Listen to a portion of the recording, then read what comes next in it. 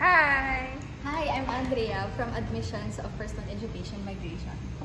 Okay, so as an admin, what is your usual task? The usual task for student visa applicants is application for the school and the requirements, and for the tourist visa applicants, their requirements and documents. Paano kapag pagpasok mo in the morning, ano yung usual na ginagawa mo? Usually, in the morning, the very first thing that I do is to check the emails from the head office, especially if there are emails that we already received a letter of offer or certificate of enrollment. So, paano naman kapag may bagong kliyente? Ano yung parang first task mo sa kanila? Kapag may bagong kliyente, we first look for their school. We give them application forms para makapag-request ng letter of offer. So, yung letter of offer na yun, gaano katagal siya usually bago ma-receive? That will depend on the school, pero pinakamabilis ay 2 days at pinakamatagal ay 2 weeks. So, ano ba yung mga pwedeng makita sa LOO or letter of offer?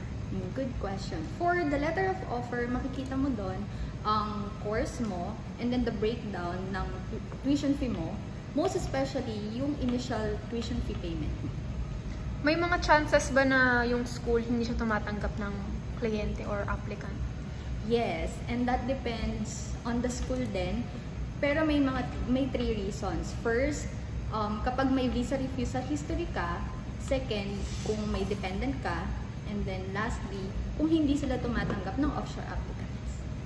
Ano naman yung parang pinaka-challenging situation na na-encounter mo?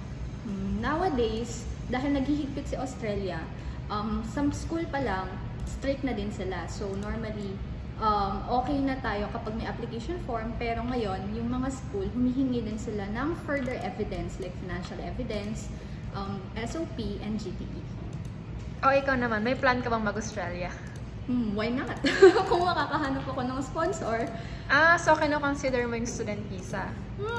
Yes, kasi wala namang limit ang pag-a-apply ng student visa. I am 31 and pwede ako mag-masteran.